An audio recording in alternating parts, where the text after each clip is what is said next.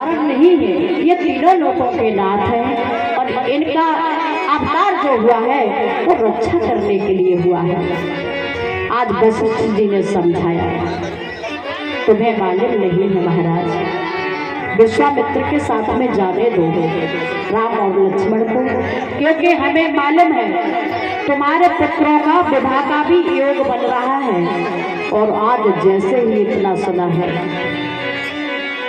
दशरथ ने कहा ठीक है। तो उसी समय कहा, वैसे मुझे सभी प्रिय जो है ना, सभी पुत्र जो है वो प्राणों के समान प्रिय है कि सबसे तमोई प्रिय और प्राण की नाई, और राम दे तो नाहे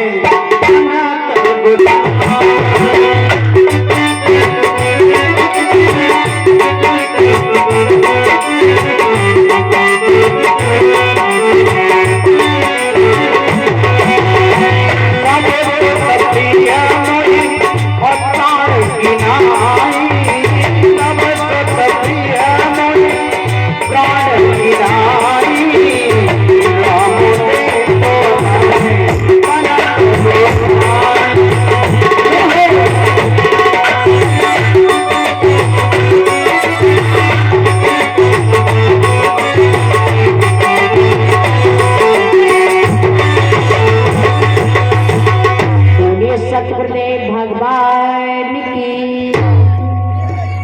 आज उसी समय कह दिया,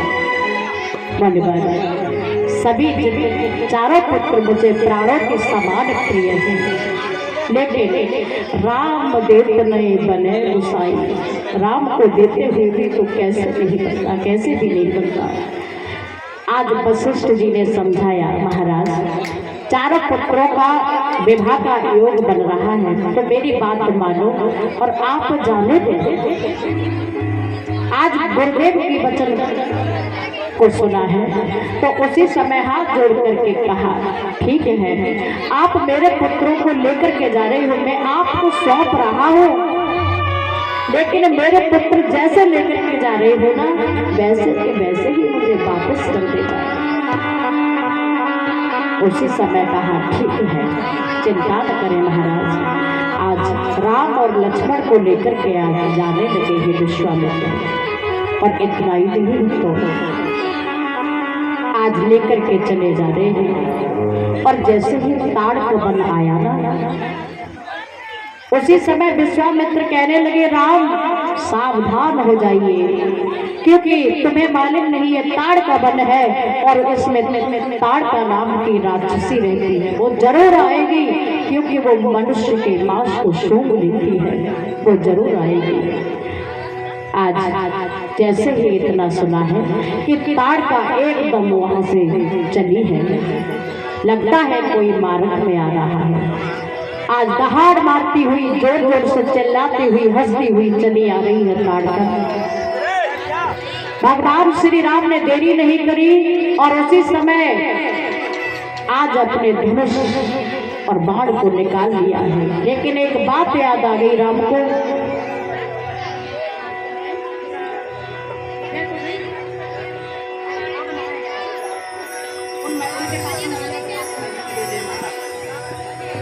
बोलिए सतगुरुदेव भगवान की।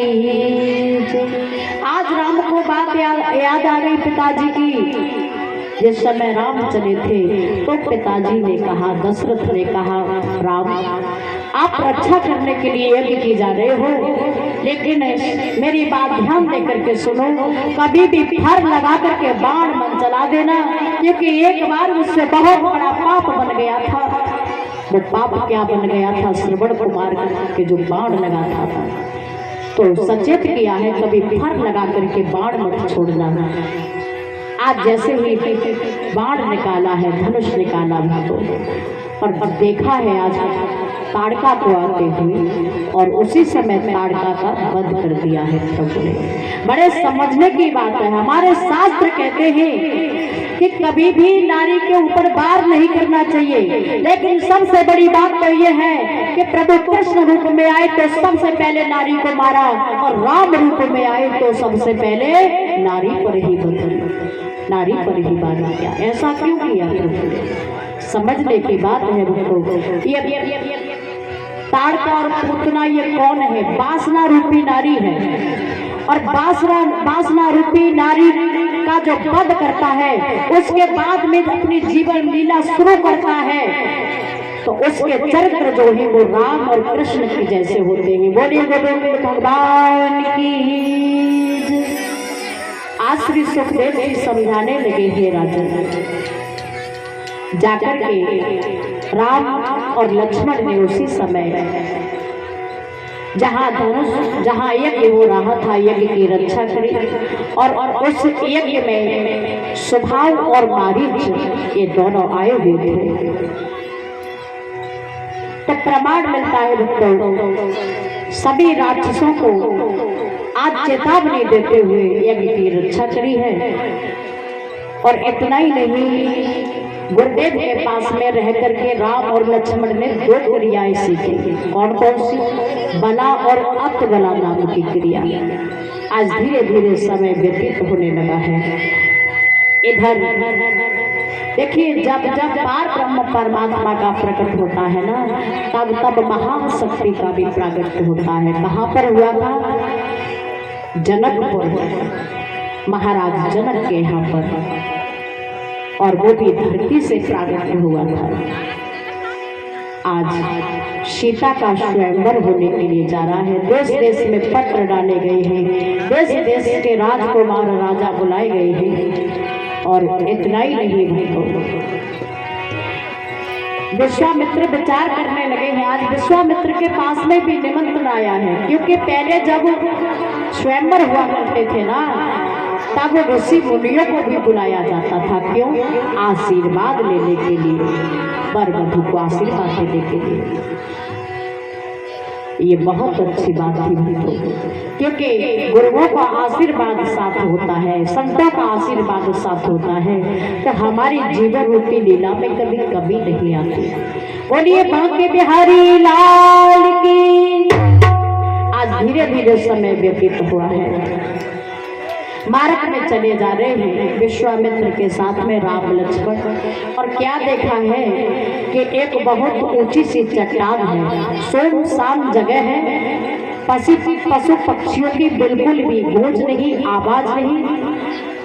राम पूछने लगे हैं, देखिए जो 3 लोगों के नाथ है ना, जो भटघट के वासी हैं, आज ऐसी नरलीला कर रहे हैं मानो कोई साधारण मानव हो।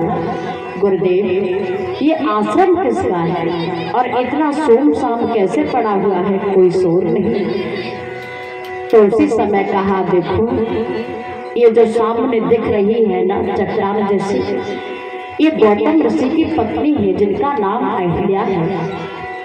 और राम तुम्हारी चरण रज चाहती है। जैसे ही इतना सुना है चरण रज चाहती है, लेकिन राम तो एक नारी व्रतधारी है, फिर कैसे चरण छुआ सकते हैं? ऐसा प्रमाण मिलता है भक्तों, जिस दिशा से हवा चल रही थी ना, आज उसी दिशा से होकर के निकले हैं। अपने चरणों की रज से, अपने चरणों से रज को उड़ाया, और वो रज जाकर के स्पर्श हुई है उस चट्टान में कि आज बहुत सुंदर नारी गौतम ऋषि की पत्नी अहिल्या प्रकट हो गई है, और प्रभु के दर्शन किए, और उसी समय पति लोग को प्राप्त हुई। बोलिए गोविंद भगवान की। आज श्री सुखदेव जी समझाने लगे हैं राजन, आज महाराज जनक के यहाँ पर राम लखन दोनों भाई पहुंचे हैं विश्वामित्र के साथ में। बहुत आदर के साथ में आगवानी की महाराज जनक ने, और बड़े आदर के साथ में एकांत में भी कहा, तुम विराजो। बहुत हाथ से बंधन किया है, और इधर दोनों भाई जो है ना, उपवन की शोभा देखने के लिए जाने लगे हैं। बड़े समझने की बात है, एक तरफ तो सीता अपनी सखियों के सहित गौरी माँ के पूजने के लिए पुष्प वाटिका में पुष्प लेने के लिए गई है, और इधर अपने गुरु के सेवा के लिए, पूजा के लिए, पुष्प लेने के लिए राम लखन दोनों पहुंचे हैं पुष्प वाटिका में। और याद रखना, एक तरफ सीता जी है और दूसरे तरफ प्रभु राम है। और इतना ही नहीं, जनकपुर में हल्ला हो गया है, अरे बहुत सुंदर राजकुमार आए हैं, दो बड़े ही सुंदर हैं, अद्भुत बालक हैं दोनों। और मालूम है जनकपुर की नारियां क्या परमात्मा से विनती कर रही है, प्रभु हमारी श्री जी का, हमारी सीता जी का स्वयंवर हो रहा है और हमने तो राजकुमारों को देखा है महात्मा जी के साथ में, तो हमारा इतना ही कहना है प्रभु, जिनके कोमल कोमल गाल है और जो जिनका श्याम वर्ण है, उनके हाथों से ही शिव धनुष टूटे और सीता को वही बिठा के ले जाए। आज सभी के मन की भाव को भगवान राम जान रहे हैं। आज अशोक वाटिका से, याद रखना, पुष्प वाटिका में जाकर के पुष्प तोड़े हैं, लेकिन उसी समय दृष्टि कहाँ पड़ी है, सीता की तरफ। आज सीता राम को देखने लगी है और राम सीता को देखने लगे हैं। बड़े समझने की बात है भक्तों।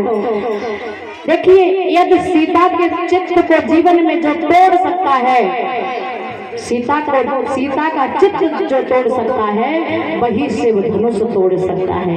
आज सीता का चित्त जो है ना, वो टूट गया उसी समय, धनुष को वहीं पर टूट गया था। जो सीता के चित्त को तोड़ सकता है, वही धनुष तोड़ेगा। बोले गोविंद भगवान की। आज धीरे धीरे समय व्यतीत होने लगा है और गौरी माँ का पूजन किया। सखियां कहती हैं, देखो आप किसे देख रही हो? इधर लक्ष्मण जो है ना, वो मुस्कुरा रहे हैं। इससे पहले कभी हमारे भाई ने, भैया ने कभी भी किसी लड़की को नहीं देखा। लगता है कुछ न कुछ चक्कर है।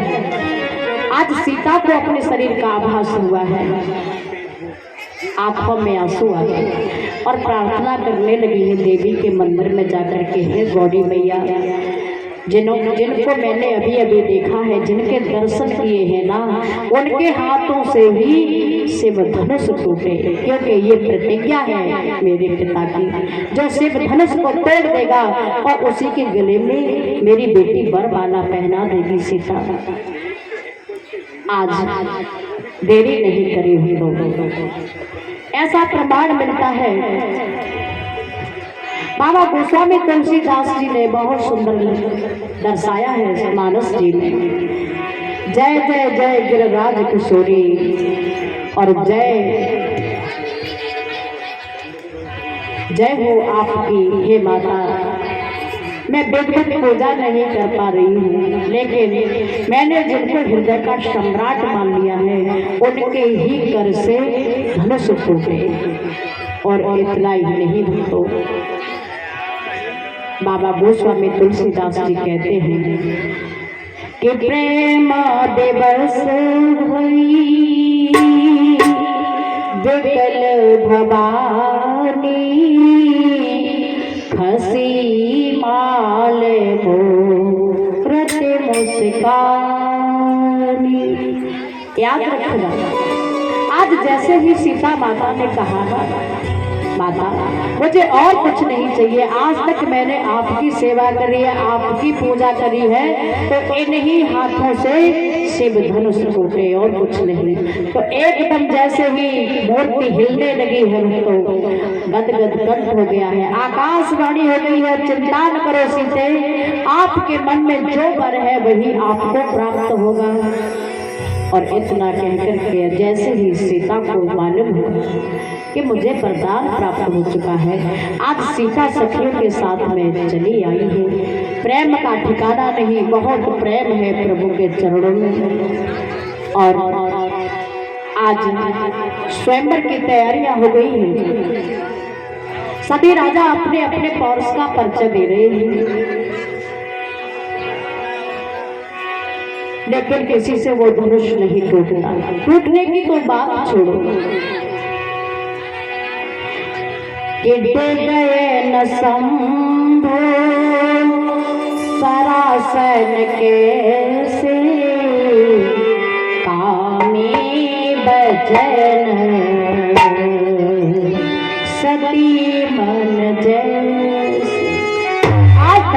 मिल भी नहीं रहा। सभी राजा उठते ही और बैठ जाते हैं, उठते ही और बैठ जाते हैं।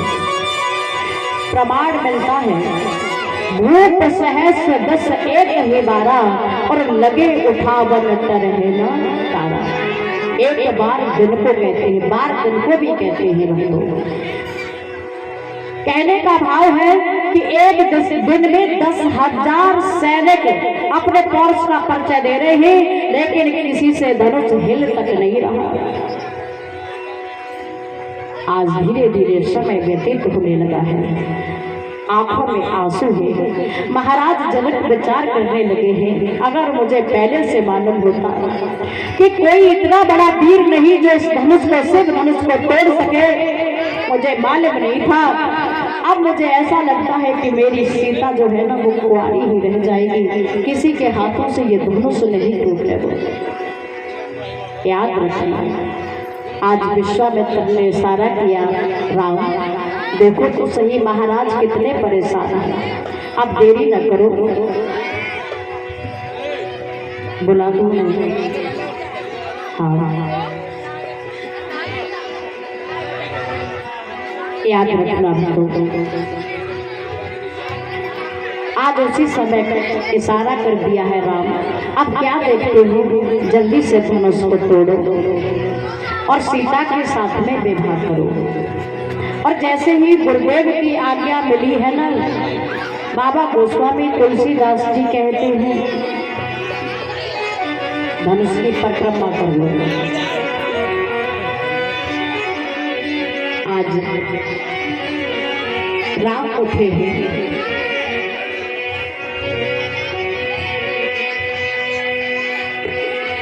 लेते चढ़ावत, मालूम है क्या लेते हुए? गुरुदेव की आज्ञा, गुरुदेव की आज्ञा लेते हुए चढ़ावत क्या?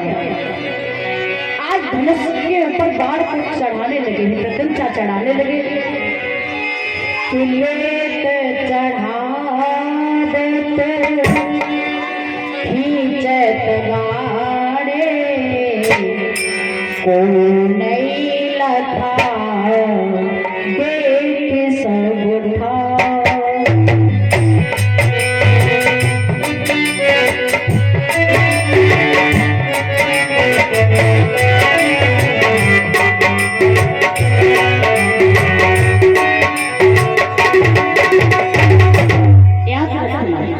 खड़े हो जाओ और आ जाओ धनुष के पास में, ले लो धनुष को। आज जैसे ही धनुष को उठाया, देखिए जो राजा धनुष को हिला तक नहीं पा रहे थे, लेकिन बहुत छोटे से स्वरूप है, और राम ने इस प्रकार से धनुष उठाया जैसे मानो किसी ने फूल को उठा लिया हो हाथ में। ऊपर की तरफ ले जाइए, लंबी भुजाएं करके, ऐसे नहीं, ऐसे करके उठाओ उसे, ऐसे। और याद रखना, बाबा गोस्वामी तुलसीदास जी कहते हैं, कई क्षण राम, कई क्षण मध्य राम धन तोड़ा, तोड़ दी बिजली बीच से, तोड़ दो से।